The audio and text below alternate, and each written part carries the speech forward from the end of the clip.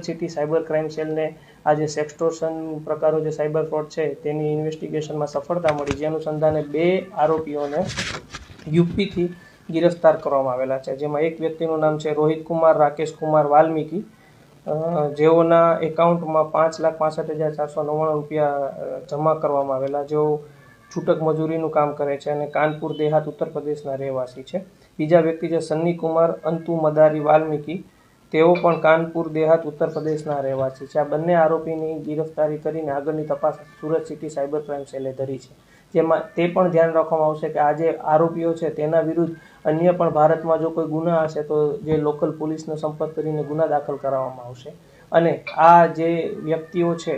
તેઓ આ સિવાય સુરતમાં પણ જો કોઈ ફરિયાદી હશે તો તેઓને આઈડેન્ટિફાઈ કરીને આગળની કાર્યવાહી કરવામાં આવશે. સુરત સિટી સાયબર ક્રાઇમ સેલની નમ્ર અપીલ છે કે જ્યારે આજના યુગમાં સેક્સટોર્શન પ્રકારના સાયબર ફ્રોડ જે વધવા લાગ્યા છે તેઓનો ભોગ ન બનવા માટે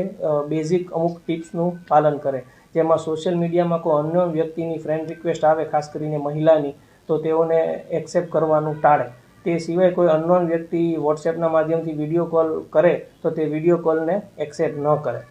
તથા પોતાની જે સોશિયલ મીડિયા પ્રોફાઇલ્સ છે તેને પ્રાઇવેટ અને લોક રાખે અને હંમેશા 2 ફેક્ટર ઓથેન્ટિકેશન રાખે. અને તો પણ જો કોઈ વ્યક્તિ સાયબર ક્રાઇમનો ભોગ બને તો તુરંત 1930 ડાયલ કરીને તેઓની કમ્પ્લેન દર્જ કરાવે અને તુરંત સુરતના નાગરિક હોય તો સુરત સિટી પોલીસના પોલીસ સ્ટેશનનો સંપર્ક કરે.